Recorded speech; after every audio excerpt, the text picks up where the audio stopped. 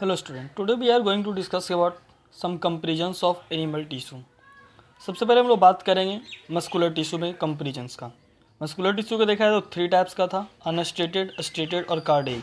अनस्टेटेड मतलब smooth muscle fibre, stated मतलब skeletal muscle fibres और कार्डियक मतलब हार्ट टिश्यू या जो हार्ट में प्रेजेंट मसल्स हैं। सबसे पहले हम लोग बात करते हैं अनस्टेटेड मसल का। तो अनस्टेटेड मसल जो होता है ये मेनली अगर इसके लोकेशन की बात करते हैं तो मेनली हमारे प्रेजेंट हैं जो भी एलिमेंट्री कैनाल्स वगैरह है, ब्लड वेसल्स वगैरह है, रेस्पिरेटरी ट्रैक हो गया, यूरोजेनिटल ट्रैक, यूरिनरी ब्लड है, यानी जो भी इंटरनल ऑर्गन्स है वहाँ पे ये प्रेजेंट होता है। दूसरा अगर बात करते हैं स्टेटेड मसल का तो ये सब मेनली हमारे लिम्स में, टंग में, बॉडी पार्ट्स में, यानी जो भी हमारे वॉलेंट्री एक्टिविटी में इन्वॉल्व है, यानी जो कि हमारे मर्जी से कॉन्ट्रैक्ट रिलैक्स होता है, यानी मूव करता है। फिर अगर बात करते हैं कार्डियक मसल का लोकेशन का तो ये सिर्फ और सिर्फ हार्ट के बाल में प्रेजेंट होता है, यानी मायोकार्डियम। जो हार्ट का बाल होता है उसको हम लोग मायोकार्डियम बोलते हैं। फिर नेक्स्ट अगर बात करते हैं हम लोग शेप का तो स्टेटेड मसल का जो अनस्टेटेड मसल का जो शेप होता है ये स्पिंडल शेप होता है, यानी एस शेप। फिर अगर स्टेटेड की बात करते हैं तो ये सिलेंड्रिकल शेप का होगा, और अगर कार्डियक की बात करते हैं तो ये भी सिलेंड्रिकल होगा। इन दोनों में अगर कंपेयर किया जाए तो एक शॉर्ट होता है और एक थोड़ा लॉन्ग होता है। जो स्टेटेड मसल फाइबर है ये थोड़ा लॉन्ग होता है और जो कार्डियक मसल फाइबर है ये थोड़ा शॉर्ट होता है। फिर अगर देखा जाए फाइबर्स की बात करते हैं, ब्रांचिंग की अगर बात करते हैं तो अनस्टेटेड जो होता है ये अनब्रांच होता है, इसमें किस तरह का कोई ब्रांचिंग नहीं है। फिर स्टेटेड की बात अनस्टेटेड अनब्रांच है, स्टेटेड देखा जाए तो ये भी अनब्रांच्ड है, और अगर कार्डियक की बात करते हैं तो ये ब्रांच होता है, बस ये ब्रांच है, बाकी दोनों अनब्रांच है। फिर अगर नंबर ऑफ न्यूक्लियस की बात करते हैं तो अनस्टेटेड में सिंगल न्यूक्लियस होता है।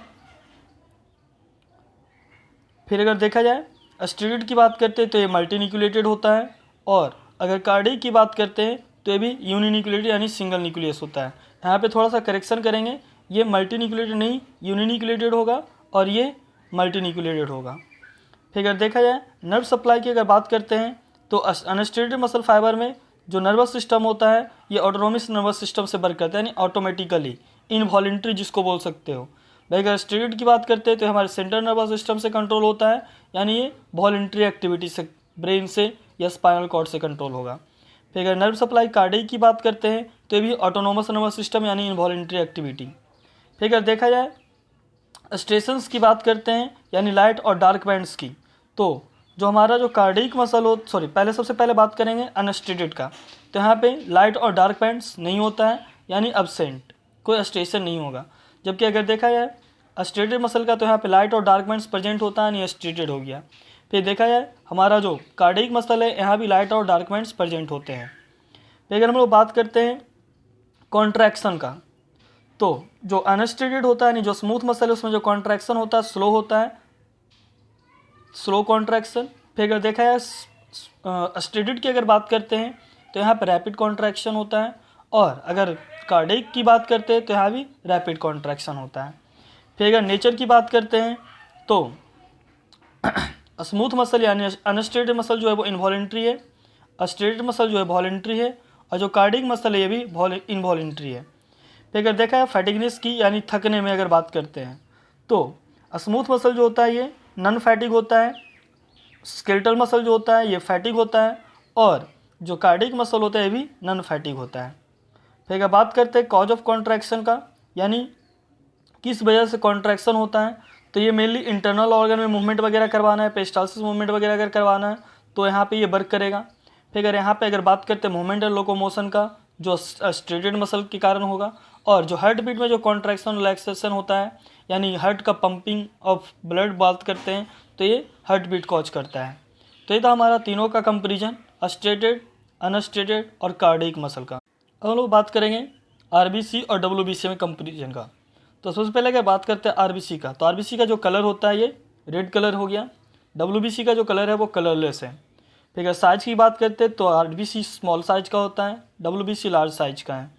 फिर अगर इसके नंबर्स की बात करते हैं तो जो आरबीसी का नंबर होता है पर क्यूब ऑफ ब्लड या पर ml ऑफ ब्लड ये ज़्यादा होता है, तो लगभग 4 to 6 मिलियन पर क्यूबिक मिलीमीटर। फिर अगर डब्ल्यूबीसी की बात करते हैं तो इसका नंबर कम होता है, और इसका नंबर लगभग 6000 से 8 से 9000 लगभग पर क्यूब ऑफ ब्लड होता है।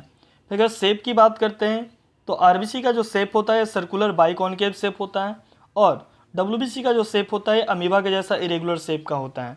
फिर अगर देखा जाए सेल ऑर्गेनल्स की अगर बात करते हैं तो RBC के अंदर जो भी मैच्योर होने के बाद जो भी सेल ऑर्गेनल्स हैं सब खत्म हो जाते हैं, लेकिन WBC में सारे सेल ऑर्गेनल्स मैच्योर होने के बाद भी मौजूद रहते हैं।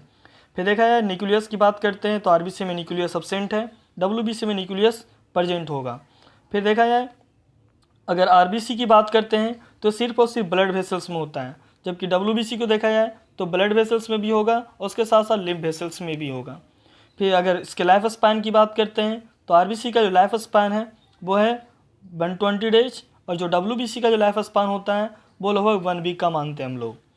फिर अगर बात करते हैं प्रोडक्शन का तो RBC का प्रोडक्शन जो होता है ये रेड बोन मैरो में होता है और WBC का जो प्रोडक्शन होता है ये येलो बोन मैरो में होता है, और साथ साथ स्प्लीन, लिम्फ नोड, इन सब जगह पे भी इसका फॉर्मेशन हो सकता है। जो भी लिम्फॉइड ऑर्गन है या लिम्फॉइड टिश्यू है वहाँ पे इसका फॉर्मेशन हो सकता है। फिर अगर फंक्शन की बात करते हैं तो RBC का मेनली जो फंक्शन है वो है जो भी रेस्पिरेटरी गैसेस से ऑक्सीजन और कार्बन डाइऑक्साइड उसको ट्रांसपोर्ट करना और साथ साथ ब्लड को रेड कलर प्रोवाइड करना। WBC की बात करते हैं तो इसका मेनली काम होता है डिफेंस प्रोवाइड करना, बॉडी में एंटीबॉडी प्रोड्यूस करना और जो भी जर्म्स वगैरह उसको किल करना या उसको इंगल्फ करना। तो ये था RBC और WBC का कंपेरिजन। बोन और कार्टिलेज का, बोन देखा है तो ये हार्ड होता है, इनफ्लेक्सिबल होता है और ये इंडोस्केलेटन बनाता है। भाई अगर कार्टिलेज की बात करते हैं तो सॉफ्ट है, फ्लेक्सिबल है और ये भी endoskeleton as well as exoskeleton दोनों का फॉर्मेशन करता है। फिर अगर बात करते हैं नेचर का तो जो बोन होता है ये पोरस होता है, यानी बीच में यहाँ पे कैविटीज होता है, इसके through blood vessels, nerve fibres इन सब का सप्लाई होता है। जब ये कार्टिलेज की बात करते हैं तो ये नॉन पोरस होता है। फिर देखा जाए बोन्स में जो ब्लड वेसल्स होते हैं ये प्रेजेंट होते हैं, वही कार्टिलेज में देखा है तो ब्लड वेसल्स एब्सेंट होगा। मैट्रिक्स की बात करते हैं तो बोन में जो मैट्रिक्स होता है ये अरेंज होता है लैमेली के फॉर्म में, एक कंसेंट्रिक रिंग के फॉर्म में। भाई अगर कार्टिलेज की बात करते हैं तो यहाँ पे ऐसा कोई अरेंजमेंट नहीं है। देखा है अगर बात करते हैं मैट्रिक्स का तो यहाँ पे मेनली प्रोटीन और कुछ मिनरल्स प्रेजेंट होते हैं, जिसकी वजह से मिनरल्स की वजह से यहाँ पे बोन में हार्डनेस आता है। जबकि कार्टिलेज में देखा है तो यहाँ पे मेनली प्रोटीन होता है। फिर बोन्स में देखा है तो बीच में एक कैविटी होता है, लाइक लार्ज कैविटी, इसको हम लोग बोन मैरो बोलते हैं, जबकि कार्टिलेज में ऐसा कोई कैविटी नहीं है, ये पूरी तरह से सॉलिड फॉर्म में होता है। तो ये था बोन और कार्टिलेज का कंपेयर। अब हम लोग बात करेंगे टेंडॉन और लिगामेंट का कंपेरिजन। अगर देखा जाए टेंडॉन्स की बात करते हैं और लिगामेंट्स की तो ये दोनों हमारे प्रॉपर कनेक्टिव टिश्यू के पार्ट्स हैं, और ये प्रॉपर कनेक्टिव टिश्यू के पार्ट है तो यहाँ पे जो मैट्रिक्स होगा ये बोल सकते हैं जेली लाइक होगा और या सेमी सॉलिड बोल सकते हैं। अब अगर दोनों का स्ट्रक्चर की बात करते हैं तो टेंडॉन में देखा है तो यहाँ पे मेनली वाइट कोलेजन फाइबर्स होता है, जबकि लिगामेंट में देखा है तो येलो इलास्टिन फाइबर होता है। फिर अगर देखा है नेचर की अगर बात करते हैं तो टेंडॉन का जो नेचर होता है ये टफ और नॉन इलास्टिक होता है। भाई लिगामेंट की बात करते हैं तो स्ट्रॉन्ग और इलास्टिक होता है। फिर अगर दोनों को अगर प्रेजेंस की बात करते हैं यानी अरेंजमेंट का तो यहाँ पे जो बोल सकते हैं जो फाइब्रोब्लास्ट और जो वाइट कोलेजन फाइबर्स होता है ये अरेंज होता है अल्टरनेट रोज में, यानी कि एक रो अगर कोलेजन फाइबर का है तो दूसरा रोज फाइब्रोब्लास्ट का होगा, फिर कोलेजन फाइबर का, फिर फाइब्रोब्लास्ट का। तो इस तरह से ये अल्टरनेट मैनर में अरेंज रहता है। भाई अगर बात करते हैं लिगामेंट्स का तो यहाँ पे ऐसा कोई अरेंजमेंट नहीं है, सब स्कैटर्ड होता है। फिर दोनों का अगर फंक्शन की बात करते हैं तो टेंडॉन जो होता है ये मसल को बोन से ज्वाइन करता है, अगर लिगामेंट्स की बात करते हैं तो ये बोन को बोन से ज्वाइंट करता है।